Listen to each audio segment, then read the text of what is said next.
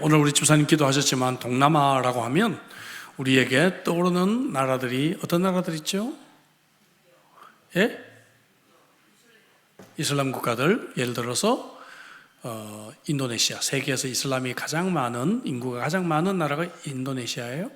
그리고 강한 무슬림 국가 말레이시아, 또 뿐만 아니라 또 불교가 강한 중화권, 그죠? 중국, 대만, 싱가포르 이렇게 말할 수가 있겠고요. 그리고 필리핀 같은 경우는 이제 캐톨릭이 강한 나라입니다. 이런 나라들이 이제 중화, 또 다락방, 또 동남아 다락방을 형성하고 있습니다. 우리 한국 분들이 동남아를 참 많이 가죠. 베트남도 있어요. 베트남도. 그래서 다낭을 경기도 다낭시다 그렇게 표현을 요즘 많이 하고 있습니다. 다낭 가면 계속 한국말들이 많이 들리니까 그런 표현도 하고 있어요. 자, 그 정도로 지금 동남아시아가 한국이랑 가까워져 있고요.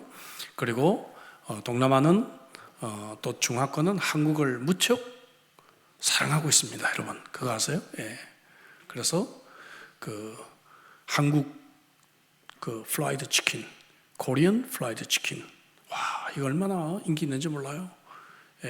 KFC 해놓고요, 아예 코리안 프라이드 치킨이라고 이렇게 적어놨습니다. 어떤 데는 그 샌더스 대령이 아니라 샌더스 대령처럼 앞에 할아버지를 만들어 놓고 한복을 입은 한국 사람을 세워놓기까지 했어요. KFC가 망하게 생겼습니다 지금. 코리안 프라이드 치킨 때문에.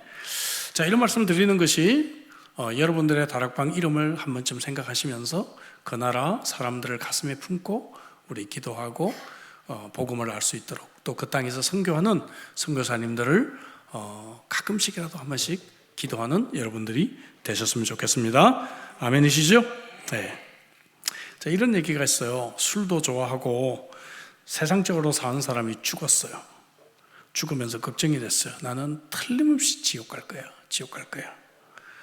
죽었는데 베드로 사도가 문 앞에 딱 서서 하는 얘기가, 너 천당 갈래 지옥 갈래 하는 거예요. 세상에 이렇게 고마울 때가 있나? 그래서 제가 한번 둘러보고 결정하면 안 되겠습니까? 한 거예요. 호기 좋게. 그래서 그래라 하고 이제 둘러보게 했더니 이 사람이 천국을 먼저 가봤어요. 그랬더니 흰 옷을 입은 성도들이 천사들하고 함께 모여서 늘 예배만 드리는 거예요. 예배만. 뒤에 앉아있다 보니까 좀 지겨워요. 그렇죠?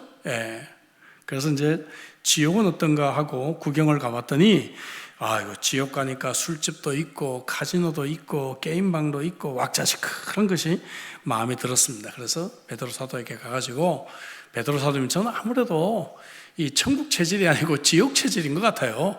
지옥에 가겠습니다 했어요. 이제 지옥으로 가게 됐는데 안내하는 천사가 자기를 데리고 탄광 깊숙한 곳에 들어가서 뜨거운 불이 막 나오는데 그곳에서 노동을 하라는 거예요. 글쎄. 그래서 아니 아까 보여준 거하고 틀리지 않습니까? 근데 이 천사가 탁 째려보면서 하는 얘기가, 아까는 관광비자로 와서 볼 때고 지금은 영주권을 받아서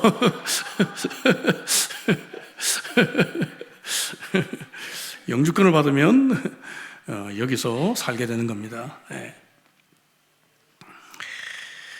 천국 가서 행복할 사람이 누군가? 이 땅에서 예배를 잘 드리는 사람이 아닌가 싶어요. 그렇지 않습니까?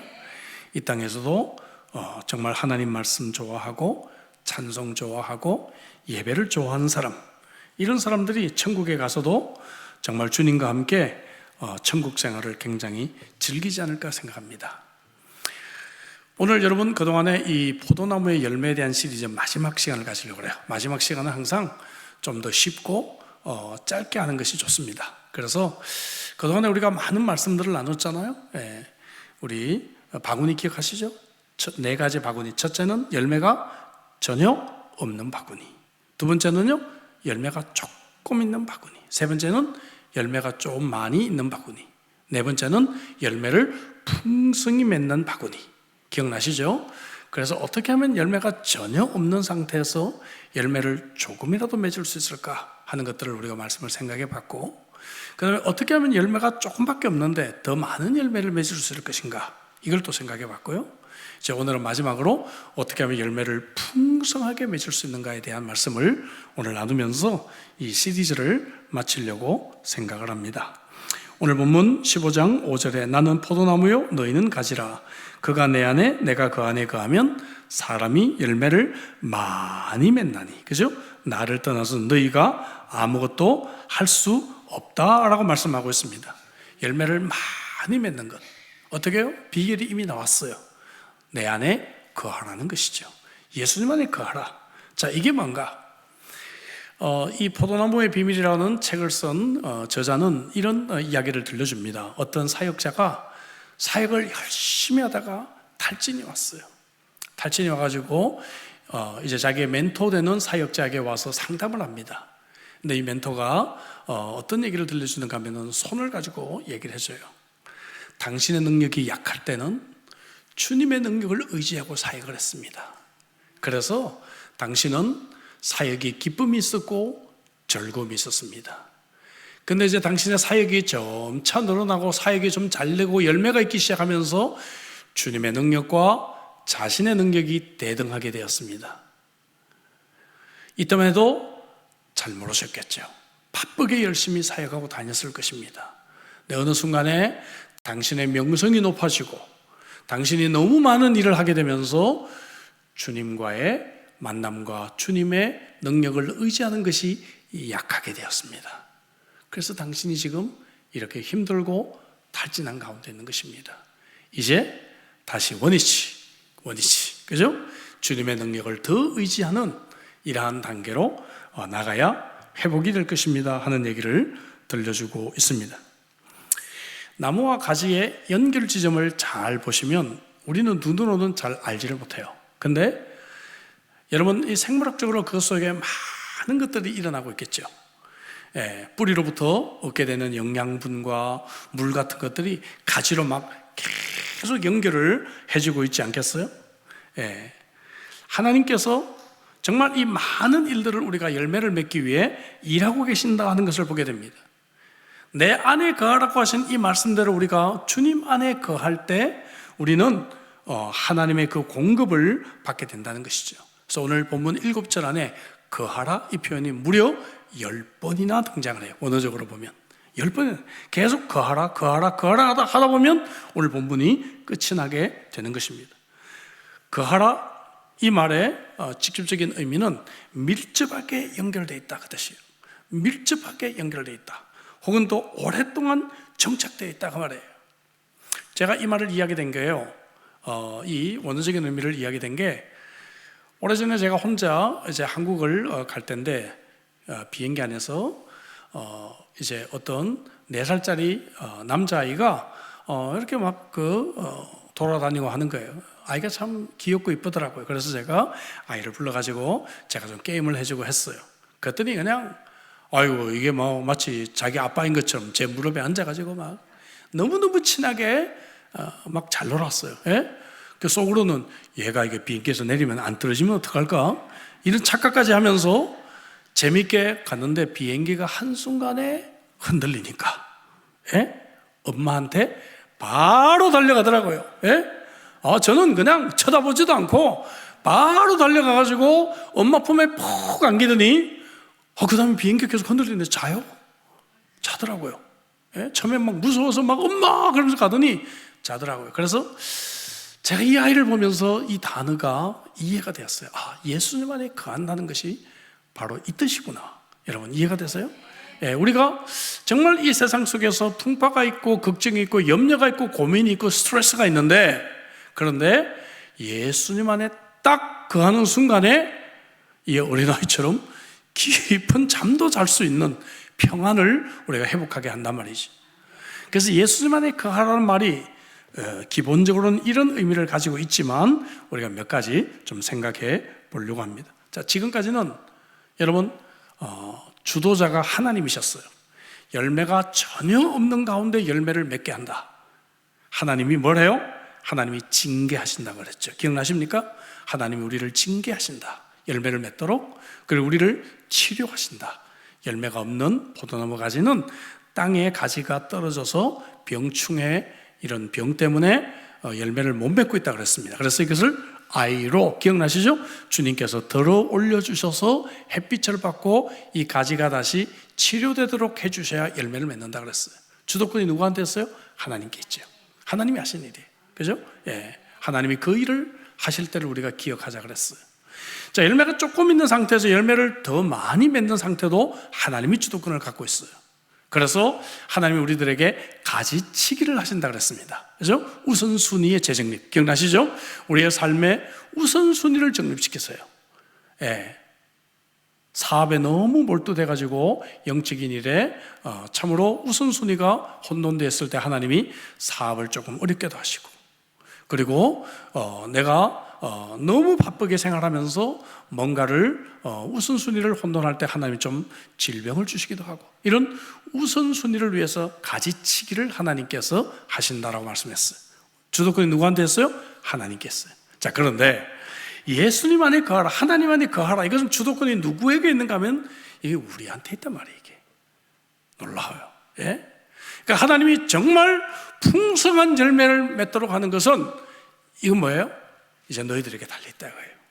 너희들이 어떻게 예수님과 함께 교제하고 성화를 이루어가느냐에 따라서 이 풍성한 열매를 맺느냐 못 맺느냐가 달려있다는 것입니다. 오늘 이 저녁에 수협에 오신 여러분들은 아마 이 말씀이 좀 단단하고 좀 수준이 있는 말씀이지만 여러분들에게는 이 말씀이 적용이 되리라 믿어요. 이건 우리에게 달려, 주도권이 이제 우리에게 달려있다는 것을 보게 됩니다. 자, 주님 안에 거하는 훈련이 필요합니다. 첫째, 어떻게 훈련이 필요한가? 그것은 먼저 시간을 따로 우리가 구별할 수 있어야 된다는 것이죠. 어떻게 우리가 주님 안에 거하는가? 그것은 시간을 따로 구별해야 된다는 것이죠. 우리가 과거의 전기들을 읽어보면 신앙의 위인들은요, 항상 아침에 이런 시간에 경건의 시간을 반드시 가졌습니다. 윌리엄 캐리라고 하는 유명한 그 선교의 아버지라고 하는 선교사, 인도의 선교사로 갔던 사람이죠. 이 사람은 구두수선공이었어요. 구두수선공이었는데 매일 아침 5시에 일어나서 4시간을 성경과 의학 공부를 하며 선교를 위해 준비했습니다. 그래서 이제 이 윌리엄 캐리가 드디어 인도로 갈 수 있는 선교사의 준비를 마쳤을 때 그의 의학 실력은 왕실대학에 입학하려고 하는 학생들보다도 훨씬 더 뛰어난 수준의 의학 실력을 갖추게 되었어요. 물론 영적으로도 말할 것도 없죠. 이 신앙의 위인들은 아침에 일찍 주님과 시간을 따로 구별해서 교제를 가졌다는 것이죠. 물론 오늘날 문화는 아침 일찍만 강조할 수가 없는 문화입니다. 쉬프트 일도 하게 되고요, 여러 가지 상황이 많이 있습니다. 그럼 밤이라도 혹은 어떤 직장인들은 점심시간이라도 시간을 따로 떼어서 구별해서 하나님과 만나는 그런 시간들을 가질 필요가 있다는 것입니다. 저는 직장인들 가운데, 특별히 한국의 직장인들 가운데 점심시간 30분을 이용해서 큐티를 하고 그리고 기도를 하고 영적 일기를 쓰는 직장인들을 여러 분 알고 있습니다. 참 멋있어요. 점심시간 1시간 중에 30분 동안 식사와 커피를 끝내고 30분 동안 반드시 그 시간을 포기하지 않고 큐티하고 그리고 기도하면서 영적 일기를 쓰고 있는 신앙인들이 있어요. 여러분 멋지죠? 예. 우리 결혼하지 않은 사람들은 이런 사람과 결혼하십시오. 알겠죠?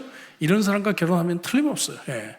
예. 이미 결혼하신 분들은 뭐 웃고 계시는데 예. 영적 일기를 쓰고 있다는 것이죠. 시편 92편 2절부터 3절 말씀, 저도 이 구절을 참 좋아해요. 특별히 묵상할 때는 이 찬양을 참 많이 합니다. 같이 읽어볼까요? 다 같이. 주의 이름을 찬양하고 아침마다 주의 인자하심을 알리며 밤마다 주의 성실하심이 베품이 좋으나이다. 우리 한번 찬양해 볼까요? 이 찬양 아시죠?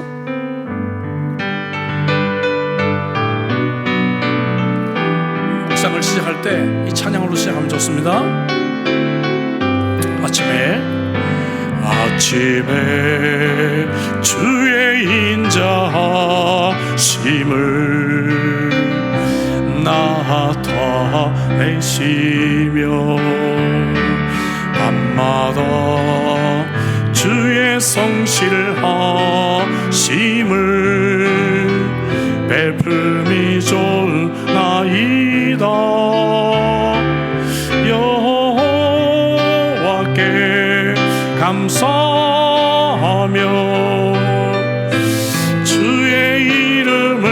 찬양 여호와께 감사하며 주의 이름을 찬양 여호와여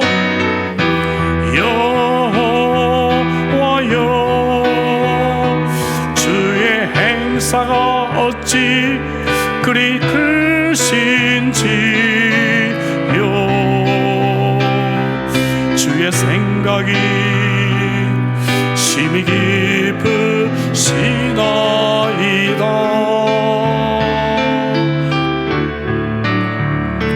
아침에 주의 인자심을 나타내시며 밤마다 주의 성실하심을 베품이 좋나이다. 여러분 아멘이시죠? 아침에 밤에 우리가 이런 찬양과 더불어서 시간을 따로 떼어서 구별해서 주님과 만나는 시간이 있기를 주의 이름으로 축복합니다. 자, 두 번째는요, 말씀 묵상이에요. 말씀을 깊이 묵상하는 시간이 필요하지요. 여러분, 음식을 여러분들이 먹을 때 음식을 묵상하잖아요. 요즘은 옛날에는 배가 고파서 먹기 바빠 다 먹고 나면 내가 뭘 먹었지 이렇게 생각했는데 요즘은 그죠? 음식을 보잖아요. 그죠? 레시피가 뭐고 어떤 재료를 썼는지 보면서 먹습니다. 보석을 볼 때 우리가 깊이 봐요. 이 보석이 어떻게 길을 썼는가. 여러분 연애 편지를 받아보신 적이 있습니까? 없으시네. 얘기가 안 통하겠네. 저는 중학교 3학년 초에 첫 연애 편지를 받아봤습니다. 시골에서. 근데 여러분 이 연애 편지를 읽을 때 어떻게 읽었어요? 이거 철자가 틀렸네. 뭐 그렇게 읽었어요? 글씨 삐뚤삐뚤한 것 좀 봐라. 그러면서 우리가 연애 편지를 읽어요? 그렇지 않죠? 연애 편지를 한 글자 한 글자 뜻을 생각하며 연애 편지를 읽어요. 뭐 모르는 사람 할 수 없고요. 그냥 그렇다는 거예요. 그죠? 그런 것처럼 하나님의 말씀을 묵상하면서 이 하나님의 말씀을 내 삶 속에 적용하다 보면 묵상하다 보면 말씀이 풍성하게 돼요. 풍성하게 돼요. 여러분 그런 경험 있으시죠? 말씀이 풍성한 경우가 있어요. 뭔가 막 채워진 느낌. 그래서 교회 왔는데 설교도 참 좋았고 예배가 은혜로우면 뭔가 막 채워진 느낌이 있잖아요. 그죠? 그런 것처럼 여러분들이 혼자 말씀을 묵상할 때도 뭔가 이 말씀을 묵상했는데 꽉 채워진 느낌, 영적으로 배가 부른 느낌. 이 행복을 아시나요? 아시나요? 영적으로 막 배가 부른 느낌, 그죠? 이런 게 있단 말이죠. 골로새 3장 16절에 그리스도의 말씀이 너희 속에 풍성히 거하여 했어요. 키에르케고르라고 하는 유명한 철학자가 있죠. 그는 이런 말을 했어요. 하나님의 말씀은 하나님의 연애 편지다. 하나님의 연애 편지다. 아까 말씀드렸듯이 연애 편지는 단순한 글이 아니라 연애 편지를 읽으면서 그 사랑하는 사람의 얼굴을 떠올리게 됩니다. 제가 한국에서 총신 신대원을 제 1학년 마치고 제가 유학을 왔잖아요. 근데 그때 신대원을 다닐 때 이제 양지라고 하는 용인 옆에 캠퍼스가 있어요. 지금도 거기 있는데 그러다 보니까 이제 이 많은 사람들이 기숙사에서 생활을 했습니다. 기숙사 생활을 했는데 그때 같은 클래스에 있었던 어떤 전도사님이 그때는 전도사님이었죠. 결혼한 지 몇 달 안 된 분이에요. 지방에서 전도사로 이제 시골교회 목회를 하시면서 전도사로 이제 계시면서 공부를 하고 계시는데요. 근데 이분이 가끔 이제 강의가 재미없으면 사모님이 보내준 편지를 이렇게 꺼내가지고 읽는 거예요. 그때는 여러분 손편지 쓰던 시절이었습니다. 알겠죠? 지금은 다 핸드폰 꺼내서 보겠지만 그다음에 손편지 쓰던 시절인데 손편지 사모님이 써준 손편지를 이렇게 꺼내가지고 읽는데 그래서 이제 제가 보다가 이제 확 뺏어가지고 나도 좀 보자 해가지고 편지를 보니까 이 뭐 별 내용도 아니에요. 별 내용도 아니고 보니까 뭐 글씨도 삐뚤삐뚤하고 맞춤법도 틀리고 그래가지고 제가 좀 핀잔을 줬더니 편지를 도로 뺏으면서 하는 얘기가 음악 전공한 사람 치고 이 정도 글 쓰면 잘 썼지 그러면서 이제 자기 와이프를 편들고 있었습니다. 그래서 뭐 별 내용이 아닌데 뭐 편지를 이렇게 열심히 보냐 그랬더니 이 편지를 보면은 자기 와이프의 생글생글 웃는 얼굴이 떠올른다는 거예요. 예? 그래서 이 편지를 보고 있다 그렇게 말을 합니다. 여러분, 연애 편지 속에는 마음이 있고 사랑을 느끼게 된다는 거예요. 그죠? 뭐 글씨, 맞춤법 비판할 게 아니다 그 말이죠. 인격적으로 읽게 되고 마음으로 읽게 되고 감정으로 읽게 되고 따라서 기쁨이 있고 용기가 생기고 행복에 취하게 된다. 여러분, 하나님의 말씀을 이렇게 읽고 계십니까? 예, 하나님의 말씀을 읽을 때마다 이런 행복, 이런 즐거움, 와, 이런 기쁨, 이런 것들이 우리들에게 있어야 되겠다 하는 것이죠. 예, 그래서 우리가 이 말씀에 취하다 보면 고난도 이기는 거예요. 내 속에 고난이 찾아오고 속상한 일이 찾아오고 갑자기 운전하는 사람이 옆 사람이 막 손가락을 치켜들고 가도 어때요? 허허허 하고 웃어줄 수 있는 여유가 우리들에게 생기게 된다는 것이죠. 이 말씀이 충만한 사람. 그래서 유명한 신학자 칼 바르트는 이런 말을 했죠. 신학적으로는 제가 동의하지 않는 게 많이 있습니다. 오해하지 마세요. 그러나 어쨌든 이 사람이 한 말 중에 참 멋진 말을 했어요. The word of God awaits for us in the Bible. 하나님의 말씀이 성경 안에서 우리를 기다리고 있다. 참 멋진 말이에요. 이런 말들은. 그죠? 예, 그래서 정말 우리가 하나님이 성경 안에서 우리를 기다리고 있다. 그래서 우리가 성경을 읽다 보면 하나님의 마음을, 하나님의 사랑을 느끼게 되고 우리가 풍성하게 그 말씀이 우리 속에 거하게 된다는 것입니다. 이것이 예수님 안에 거한다는 말의 의미가 되겠죠. 세 번째로 예수님 안에 거한다는 것은 친구와 마치 대화하듯이 우리가 이런 시간들이 필요하다는 것입니다. 여러분, 가장 친한 친구의 특징을 좀 여러분들이 적어본다면 뭘 적겠어요? 나를 있는 모습 그대로 받아준다, 이런 게 나오지 않겠어요? 예, 그리고 나를 위해 언제나 시간을 내어준다. 이런 사람들이 친한 사람들이죠. 저는 한국 가면 꼭 만나는 베스트 프렌드들이 있습니다. 3명이 있는데요, 저와 같이 4인방입니다. 고등학교 1학년 때부터 친구예요. 그러니까 벌써 세월이 참 꽤 됐죠. 예? 세월이 거의 50년 가까이 됐습니다. 근데 이번에도 제가 월요일 저녁밖에 내가 시간이 없어 그랬더니 이 바쁜 친구들이 모든 걸 다 포기하고 월요일 저녁에 모입니다. 예. 월요일 저녁에 모여가지고 같이 식사하고 늦은 시간까지 우리의 삶을 나누고, 예, 우리의 고민도 나누고, 우리가 참 즐거운 시간을 보내게 됐다는 것이죠. 제가 처음으로 한국에서 밥을 사려고 했더니 절대 안 된대요. 절대 안 된대요. 예. 예. 그래서 제가 밥 사는 기회도 뺏기고 말았습니다. 9절 볼까요? 9절이 바로 그런 마음 아니겠어요? 아버지께서 나를 사랑하신 것 같이 나도 너희를 사랑하였으니 나의 사랑 안에 거하라. 와, 이런 관계, 그죠? 아버지께서 예수님을 사랑한 것 같이 예수님이 또 우리를 사랑하고, 그러니까 이 사랑 안에 거하는 이 관계, 얼마나 아름다운 친구의 관계. 그러면 어떻게 하는가? 마치 우리가 친구에게 이야기하듯이 대화를 하라는 거예요. 여러분, 이런 대화 시간을 갖고 계십니까? 대화의 시간? 하나님께 그냥 말하는 거예요. 하나님, 저 오늘 하루 너무 힘들었어요. 얘기하는 거예요. 투정도 부리는 거죠. 예. 우리는 이제 유교적인 전통이 있어가지고 하나님께 그런 거 하면 큰일 나는 줄로 알죠. 그죠? 예. 하나님에게는 늘 예의를 갖춰서 이렇게 말해야 되는 것으로 생각하지만 그렇지 않아요. 하나님은 우리의 아빠, 아버지. 어린아이가 아파하고 목에 매달리면 그 얼마나 좋잖아요. 그죠? 예. 제가 이번에 손녀를 만나고 왔는데 이 손녀가요, 목에 매달리고 귀를 만지고 하는데 기차에서도 잠시 가만히 있질 않아요. 3살짜리 손녀가. 근데 제가 싫겠어요? 귀찮겠어요? 얼마나 기뻐요. 그죠? 그런 것처럼 하나님도 우리가 이렇게 하나님께 매달리고 투정도 부리고 하나님, 저 오늘 너무 죽을 뻔했어요. 너무 힘들었는데 하나님 도대체 어디 계셨던 거예요? 이런 투정도 부리고 이야기를 하고, 또 그리고 하나님이 주시는 말씀도 좀 들어보고, 하나님, 제가 곱게 키운 아들 어떻게 저 모양입니까? 이런 얘기도 좀 하면서 하나님과 함께 대화를 하라는 것이죠. 친구하고 이야기하듯이 하나님에게 거하는 거예요. 매 순간순간 하나님의 임재 의식을 가지고 하나님이 나와 함께 계신다. 그래서 사실은 거한다라고 하는 이 표현이 천막을 치다 그 말이에요. 히브리어로. 원래 여러분, 천막을 치다 이 말이 어디서 나왔겠어요? 광야 시대 때 그들이 광야에서 천막을 쳤잖아요. 어떻게 쳤어요? 그들이 다 잊어버리셨어요? 세 지파, 세 지파, 세 지파, 세 지파. 그리고 가운데는 뭐예요? 성막. 우리 가운데 계신 하나님. 기억나시죠? 우리 가운데 계신 하나님.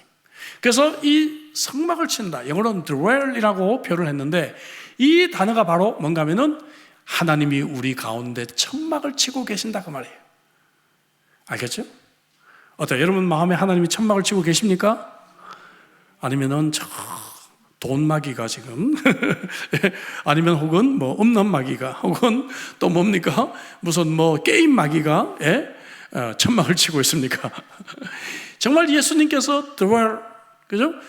내 속에 천막을 치고 계신다. 그런 사랑의 표현들을 하고 있다 그 말이죠. 자, 네 번째, 주님 안에 거한다는 것은 영적 일기를 아까 얘기한 대로 기록해 보는 것입니다. 삶 속에서 하나님이 하신 일들을 기록해보는. 왜냐하면 사람은 금방 잊어버려요. 금방 잊어버려요. 여러분 설교를 듣잖아요. 그럼 교육학자들은요 72시간 안에 여러분들이 들은 것의 92%를 잊어버립니다. 알겠죠? 그래서 눈으로 본 것은 좀 더 오래 가니까 제가 자꾸 파워포인트 자꾸 쓰는 거예요. 눈으로 글자를 보고 나면 좀 더 오래 기억하니까. 그 다음에 제가 주일날 설교 아웃라인을 만들어 드리잖아요. 여러분들이 필기를 하면서 보면 그러면은 절반 가까이를 기억해요. 72시간이 지나도. 그래서 여러분들에게 설교 노트를 만들어 드리는 겁니다. 물론 이거를 갑옷처럼 보관하는 분들도 계시는데 너무너무 훌륭하죠. 설사 여러분들이 보관을 못하더라도 여러분들이 그 시간이라도 적으면서 말씀을 듣다 보면 72시간이 지나도 기억하니까. 우리가 하나님께서 하신 일들을 금방 잊어버려요. 하나님이 내게 그렇게 은혜 베푸셨는데 금방 까먹잖아요. 우리가 하나님이 내게 놀라운 일들을 행하셨는데 금방 잊어먹는다 이거예요. 그래서 이거를 영적인 일기로 기록해보자는 거예요. 하나님이 내게 축복해 주신 거, 오늘 하나님이 기도 응답을 해주셨다. 오늘 내가 어디를 가는데 시간이 너무 급했어. 하나님 주차의 자리가 있게 하옵소서 기도했는데 정말 내가 주차하려고 왼쪽 깜빡이를 켜는 순간에 차 한 대가 오른쪽 깜빡이를 켜는 것이 보였어요. 여러분 그런 경우 없으세요? 저는 그런 경우가 굉장히 많거든요. 저는 정말 많아요. 요즘은 이제 이 은혜를 제가 조금 상실하고 삽니다. 왜 그런가 하면은 제 아내 덕분에 이게 장애인 카드가 나와가지고 어디 가나 주차하기가 쉬워요 요즘은. 그러니까 제 믿음이 좀 떨어졌나 싶어요. 요즘 기도를 잘 안 하거든 사실. 근데 옛날에는 정말 너무 급할 때가 있잖아요. 근데 주차 자리가 있어야 되는데 정말 기도해요. 하나님 정말 좋은 자리에 주차가 있게 하옵소서 딱 기도합니다. 그러면은 정말 거짓말처럼 오른쪽 깜빡이를 켜는 차가 보이기 시작해요. 저쪽에서 벌써 저거 내 거다 내 거. 이런 걸 한번 기록해보자는 거예요. 금방 잊어버리잖아요. 우리는 이게 그냥 내가 운전 실력이 좋고 내가 제 시간에 와서 그런 줄로 우리는 착각하고 교만해진단 말이죠. 그런데 이때 받았던 은혜들을 그대로 감정 그대로 한번 영적 일기로 써보자는 거예요. 알겠죠? 오늘 내가 너무 힘들었어. 이것도 영적 일기로 한번 써보자는 것입니다. 자, 두 번째 거함의 장애물이에요. 어떤 장애물들이 있는가? 두 가지지만 이제 네 가지. 구체적으로는 게으름과 무관심. 게으르기 때문이죠. 말씀 읽으려고 생각하니까 귀찮아요. 기도해야 된다 생각하니까 귀찮단 말이죠. 게으름 때문에 혹은 무관심. 기도한다고 달라질까? 이렇게 생각하는 거죠. 기도한다고 우리 딸이 갑자기 신앙 좋아질까? 기도한다고 우리 남편이 갑자기 헷가닥해서 제자 훈련 받는다 할까? 뭡니까? 그런 기도에 대한 무관심을 갖게 된다는 것이죠. 제가 재작년에 이 전라도 어느 도시에 교회 가서 설교를 한 적이 있습니다. 주일날 제 안에 간증 설교를 했어요. 그랬더니 그 목사님이 교회도 꽤 커요. 근데 그 목사님이 저한테 카톡이 왔어요. 목사님, 사모님 사고 난 날이 언제입니까? 제가 우리 성도들에게 중보기도의 중요성을 다시 가르쳐야 되겠습니다. 저희들이 너무 잊고 있었습니다 하는 거예요. 제가 이제 간증 중에 이런 간증 하잖아요. 제가 절망적인 상황에서 중보기도자들이 생각났다고 했잖아요. 그죠? 그래서 중보기도를 다시 가르쳐야 되겠다고. 예. 그저께도 제가 지금 우리가 기도하고 있는 광주의 그 목사님 사모님 있잖아요. 그 목사님의 소식을 듣고 좀 좋지 않은 소식이 왔습니다. 그래서 제가 목사님, 제가 가장 절망적이고 힘들 때 중보기도자들을 생각하고 제가 다시 일어났습니다. 낙심하지 않습니다. 우리는 기도합니다. 라고 카톡을 짧게 보내드렸더니 목사님 너무 감사합니다. 힘이 됩니다. 이렇게 답이 왔습니다. 사모님의 암이 좀 커져가지고 이제 참 사용할 수 있는 마지막 약이 아닐까라고 이렇게 보내셨더라고요. 여러분, 기도의 능력이 있는 줄로 믿습니다. 우리가 이런 게으름과 무관심 때문에 잠언 6장 10절부터 11절 같이 읽어볼까요? 다 같이 시작. 좀 더 자자, 좀 더 졸자, 손을 모으고 좀 더 누워있자 하면 내 빈궁이 강도같이 오며 내 곰핍이 군사같이 이르리라. 아멘이시죠? 어떤 사람은 10절만 좋아하고 11절은 안 좋아하는 분들이 계세요. 10절만 좋아해서 10절만 얘기하고 끝나요. 근데 그 뒤를 읽어야 되죠. 그러면 빈궁이 강도같이 오며 곤핍이 군사같이 이르리라 말씀하고 있습니다. 영적으로도 똑같습니다. 두 번째, 무지와 오해 때문에, 그죠? 주님 안에 거하는 것이 무엇인지를 몰라요. 혹은 오해하고 있습니다. 하나님이 나를 좋아하지 않는다는 그러한 상처가 우리 속에 있는 사람들이 있어요. 하나님이 나를 사랑하시면 내가 왜 이런 부모 밑에 태어났을까? 하나님이 정말 사랑하신다면 내 외모를 왜 이렇게 하셨을까? 왜 내 키를 다른 사람처럼 1m 65 이상으로 안 만들고 나는 1m 49를 만들어 주셨을까? 이런 생각을 한단 말이에요. 그죠? 하나님에 대한 그러한 상처가 있단 말이죠. 혹은 느낌에 의존하고 있어요. 느낌. 예? 근데 여러분, 결혼 생활에 감정에 근거해서 어떻게 이 결혼 생활을 측정할 수 있단 말이에요. 생일날 다정하게 식사할 때는 막 정말 높은 성이라도 쌓을 것처럼 하다가 부부 싸워봐요. 말도 안 하잖아요. 그거 아시죠? 말도 안 해. 그리고 글로 써가지고 서로 커뮤니케이션. 제 대학교 친구가 기도학생의 친구인데 다 예수를 잘 믿는 친구예요. 오늘 그런 얘기를 저한테 들려주더라고요. 별거 아닌 거 가지고 싸웠는데 보통 한 3일이면 해결이 되는데 이 자존심 싸움을 한 거예요. 그래가지고 이제 꼭 필요한 말만 이제 적어서 식탁에 올려놓는 거예요. 뭐 오늘 전기세 내놔, 뭐 이렇게 그리고 뭐 오늘 당신 퇴근하면 나 없을 거야. 냉장고에 된장찌개 데워 먹어 하고 이제 식탁에 또 적어놓고 가고 말이죠, 그죠? 근데 퇴근을 하는데 겨울이었는데 전철 타고 다녔거든요. 대학교 교수였어요. 근데 어떤 할머니가 이거 귤 이거 떨이니까 제발 좀 사가세요. 이 소매를 붙잡더래요. 이 추운 겨울에 이 할머니가 하루 종일 고생했을 거 생각하니까 마음이 불쌍해가지고 할머니 그거 다 얼마예요? 했더니 그거 2만 원에 다 드릴게요 하더래요. 그래서 제가 2만 원 주고 사겠습니다. 2만 원 주고 이만큼을 산 거예요. 이제 이거를 귤을. 그래가지고 이제 집에 와가지고는 역시 이제 와이프는 이제 왔어요. 그죠? 밥 먹으라 해요. 그리고 이제 자기 방에 들어간 거예요. 그리고 이제 식탁에다가 이 귤을 탁 올려놓고 이제 욕실에 가서 샤워를 하고 나왔는데 이 와이프가 식탁에 앉아 있는 거예요. 그럼 귤을 까먹고 있는 거예요. 자기가 사온 귤을. 그러더니 말을 처음으로 여는 거예요. 당신 화해하려고 귤을 사온 거야? 얘기를 하는 거예요. 그때 이 머리를 스쳐가는 생각이 뭔가 하면은 자기 와이프가 귤을 엄청 좋아했거든. 그래서 데이트할 때 늘 귤을 사주곤 했는데 결혼하고 한 번도 귤을 사온 적이 없었던 거예요. 한 30년 동안에. 자기가 그 생각이 들더래요. 그래서 내가 참 이 못된 남편이구나. 자기가 하나님이 깨달음을 주셨다고 간증을 하더라고요. 여러분, 우리가 이 느낌을 가지고 관계를 우리는 하는 경우들이 많아요. 근데 이거는 제가 늘 강조하지만 느낌은 사탄이 우리를 속이는 가장 좋은 수단입니다. 여러분 아셨죠? 우리 젊은이들 데이트할 때 느낌 좋아. 느낌 의지하지 마세요. 느낌 의지하다가 망합니다. 여러분 아셨죠? 느낌이 중요한 게 아니에요. 이 느낌 가지고 우리가 정말 잘못 오해하는 거예요. 아, 오늘 성경 읽을 기분이 아니에요. 오늘 지금 기도할 기분이 아니에요. 제가 너무 힘들어서 지금 교회에 나갈 기분이 아니에요. 예.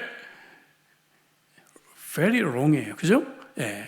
우리는 기분으로 교회 나가고 기분으로 성경 읽고 기분으로 기도하는 것이 아닙니다, 여러분. 아셨어요? 예. 이 기분에 좌우된 사람들이 있다는 신앙생활을. 그래서 10절 말씀에 우리는 순종이 필요해요. 내가 아버지의 계명을 지켜 그의 사랑 안에 거하는 것 같이 너희도 내 계명을 지키면 내 사랑 안에 거하리라. 이 말씀 뭔가 하면 마치 군대 상관이 명령을 하는 것과 같다. 그렇게 어떤 주석가는 토를 달았어요. 코멘트를 달았는데 한번 생각해보세요. 군대 갔다 온 우리 남자분들은 아시잖아요. 그죠? 상관이 명령을 합니다. 예? 저기 가서 물을 떠와 했는데 오늘 물 떠올 기분이 아니에요. 이러다가 맞아 죽습니다. 그냥. 예? 맞아 죽는 거예요. 상관의 명령은 뭡니까? 이유가 없어. 행하는 거예요. 바로 이런 느낌을 우리에게 준다. 어떤 주석가는 그렇게 표현을 했습니다. 10절 다시 봐요. 내가 아버지의 계명을 지켜 그의 사랑 안에 거하는 것 같이 너희도 내 계명을 지키면 내 사랑 안에 거하리라 했습니다. 사랑하는 성도 여러분, 오늘 이 주님의 말씀이 우리들에게 사랑의 음성이 되고 그 말씀에 순종할 수 있는 저와 여러분들 되시기를 바랍니다. 세 번째, 거함의 유익입니다. 어떤 유익인지. 첫째, 주님이 우리를 인도해 주신다는 것이에요. 주님이 우리를 세미한 음성으로 때때로 그 말씀이 깨달아진다 했어요. 제가 이 몇 번 간증을 했지만 저는 대학 생활 때 참 방학을 많이 했습니다. 그때마다 한 걸음만 여기서 나가면 나는 정말 돌이킬 수 없는 그런 지경까지 가는데 그때마다 희한하게 어렸을 때 외웠던 성경 말씀이 생각이 나는 거예요. 그 말씀이 마지막 이 보루의 순간에 저를 지켜주고 있었다는 것을 저는 기억을 합니다. 우리가 잘 아는 시편 23편 2절 3절 그가 나를 푸른 불밭에 누이시며 쉴만한 물가로 뭐 한다고요? 인도해 주신다. 또 3절도 내 영혼을 소생시키시고 자기 이름을 위하여 의의 길로 어떻게 한다고요? 인도해 주신다라고 말씀하고 있다는 것입니다. 두 번째는 영적 풍성함과 에너지를 우리들에게 제공해 준다는 것입니다. 여러분 정말 주님 안에 거할 때 이런 은혜를 여러분이 경험해 보셨습니까? 어딘지 모르게 힘이 생기지요. 문제는 해결되지 않았는데 뭔가 용기가 생겨요. 그래, 해보지 뭐. 이런 마음이 생깁니다. 그런 마음이 생겨요. 아직 결정은 안 됐는데도 불구하고 뭔가 된 것 같아요. 그런 착각을 불러일으킬 것 같은 그런 은혜를 하나님이 우리에게 주시기도 한단 말이지. 제가 간증했듯이 이 건물 처음 이제 나왔을 때 건물을 둘러보고 정말 기도하던 위치였고 사이즈나 모든 것들이 개축을 하면 이런 그림이 나오리라고 저는 첫날부터 이미 그림을 그리고 있었거든요. 너무 좋은데 가격이 280만 불. 어떡하지? 근데 담대하게 기도했습니다. 앞에서 차를 세워놓고 하나님 요거 150만 불까지 안 될까요? 150만 불까지 안 될까요? 기도하고 나니까 힘이 생겨요. 힘이. 아직은 뭐 안 되면 하나님이 더 좋은 거 주시겠지. 할렐루야. 여러분 이런 배짱을 좀 가지시기 바랍니다. 우리는 이거 아니면 안 될 것 같아서 막 이게 안 되면 세상이 무너지는 것 같은데 여러분 그렇지 않잖아요. 인생 살아봤잖아요. 우리가 그거 안 돼도 하나님이 더 좋은 거 주십니다. 여러분 더 좋은 거 주십니다. 그러니까 여러분 염려하지 마시고 주님 안에 거할 때 이런 영적인 에너지가 우리들에게 생기게 된다는 것입니다. 세 번째, 기도의 응답이 있어요. 7절 8절에 특별히 이 부분을 직접적으로 언급하고 있죠. 볼까요? 너희가 내 안에 거하고 내 말이 너희 안에 거하면 무엇이든지 원하는 대로 구하라. 그리하면 이루리라 했잖아요. 그죠? 정말 주님께서는 우리가 주님 안에 거하다 보면 하나님의 뜻을 알게 되잖아요. 그럼 내가 정욕대로 안 구하지 않겠어요? 하나님의 뜻을 구하지 않겠어요? 그러니까 예수님 안에 거하는 상태가 됐을 때 내가 주님께 기도하는 것들은 무엇이든지 우리에게 주시겠다고 약속하고 계시는 것입니다. 와, 너무 멋진 약속이잖아요. 그래서 저는 이런 구절을 굉장히 좋아해요. 그리고 전 대학생 때 혹은 또 고등학생 때, 중학생 때 교회에서 이런 말씀들을 암송을 했는데 제 삶의 결정적인 순간에 이 말씀들이 제게 힘이 되고 능력이 되는 것을 저는 경험을 하게 되었습니다. 민수기 13장 23절에 보면 가장 큰 포도를 우리에게 보여주고 있어요. 포도송이가 달린 가지를 베어 둘이 막대기에 꿰어매었다. 야, 포도 한 송이를 둘이 막대기에 이렇게 이고 있는 세상에서 가장 큰 포도가 여기에 나옵니다. 이것은 풍성함의 상징입니다. 여러분, 제가 오늘 설교 서론에서 주님 안에 거하는 것은 주도권이 누구에게 있다? 우리에게 있다 그랬어요. 그죠? 우리가 주님 안에 거할 때 주님은 이런 풍성한 축복을 약속하고 계신다는 것이죠. 저는 이걸 한마디로 말하면 주님과의 동행이라고 저는 생각해요. 우리 인생에서 주님과 함께 동행하는 삶, 이것이야말로 열매를 풍성하게 맺는 삶이겠죠. 과거 우리 평범한 이웃들의 삶의 이야기들을 모아 책을 내서 화제가 됐던 연탄길이라고 하는 책이 있습니다. 읽으신 분이 계실 거예요. 이철환 씨가 쓴 책인데요, 이 책에 아름다운 동반자라고 하는 글이 있습니다. 어느 교회에서 결혼식을 하는데 이제 신랑이 한국은 먼저 이제 입장하고 난 이제 신부 입장하잖아요. 그러더니 갑자기 식장이 조용해졌습니다. 신부가 아버지 팔짱을 끼고 오는데 한쪽 다리가 불편해요. 그래서 한쪽 다리를 심하게 절면서 이제 걸어 들어오다가 그만 신랑 거의 다 앞에 와가지고 넘어지고 말았어요. 그러니까 식장이 한순간에 으악 하게 됐죠. 놀랐죠. 그런데 그 다음 세상에서 가장 아름다운 장면이 펼쳐졌습니다. 신랑이 얼른 가가지고 신부를 일으켜주고 신부를 부축해가지고 이제 주례자 앞에까지 잘 데리고 왔어요. 그리고는요, 이 신부의 다리가 한쪽이 짧거든요. 그런데 웨딩드레스 밑으로 신랑이 발을 넣어서 자기 발을 디디고 균형을 잡도록 도와주고 있는 것이에요. 신랑은 이 신부에게 이 받쳐주느라고 자기가 중심을 잡느라고 힘들고 있습니다. 예. 이렇게 해서 결혼 예식을 마치게 됐다 하는 것이죠. 이게 동행이 아닐까? 그리고 이제 이태환 씨가 신랑 친구에게 감동을 받고 난 뒤에 그의 집을 방문해서 앨범을 보는데 결혼식장보다도 더 큰 감동을 받았다고 기록되어 있습니다. 신랑이 신부에게 보낸 편지가 있는데 제가 직접 합법으로 가져와 볼게요. 늘 기쁨으로 당신의 한쪽 다리가 되겠습니다. 만일 그렇지 못하면 당신과 하나가 될 수 있도록 차라리 내 다리를 절게 해달라고 기도하겠습니다. 와, 이렇게 신부에게 편지를 보냈어요. 내 인생이 절름발이 인생이라도 주님과 함께 걸어간다면 염려가 없지 않겠어요, 여러분? 예? 이 신부처럼, 예? 이런 신랑을 만난 신부가 무슨 염려와 걱정이 있겠어요? 주님께서는 절름발이와 같은 저와 여러분들을 위해 십자가를 지시고 고난당하시고 이렇게 주님께서는 정말로 우리를 위해 부활하셔서 우리에게 가장 아름다운 인생의 동반자가 되어주셨단 말이죠. 그럼 우리가 뭐가 염려가 됩니까? 주님이 나의 이 부족한 한쪽 다리에 귀한 동반자가 되어주실 텐데요. 이 주님과 함께 걸어가는 삶, 이것이 바로 동행입니다. 이것이 바로 주님 안에 거하는 것이죠. 오늘 헌신 예배를 드리는 우리 다락방 수원들과 또 그리고 이 자리에 있는 여러분들이 남은 인생 주님과 동행함으로 풍성한 열매를 맺는 귀한 가지가 되시기를 주 이름으로 축복합니다. 기도합시다. 주신 말씀 가지고 우리 한번 기도하도록 하시죠. 오늘 말씀은 단순합니다. 여러분, 주님과 함께 이렇게 풍성히 거하는 삶을 좀 소망해 보실까요? 여러분, 너무 무관심하지 않으세요? 넷플릭스 뭐 올라왔나 이런 건 우리 관심이 있는데, 그렇죠? 예. 근데 정말 우리 속에 하나님의 말씀에 대한 이 갈급함, 그리고 주님과 만나면서 함께 이루어지는 연애 편지, 이런 것들에 대한 갈급함과 그러한 참 관심이 우리들에게 있는가, 우리 한번 돌아보십시다. 풍성한 열매를 맺는 것은 저절로 되는 것이 아니라 주도권이 나에게 있다고 하셨습니다. 이제 우리의 차례입니다. 하나님이 여기까지 우리를 데려오셨어요. 이제 여기서부터 저와 여러분들의 몫입니다. 우리 한번 기도하죠. 하나님, 제 남은 짧은 인생 풍성한 열매를 맺는 그러한 인생이 되게 하옵소서. 같이 한번 기도하시겠습니다.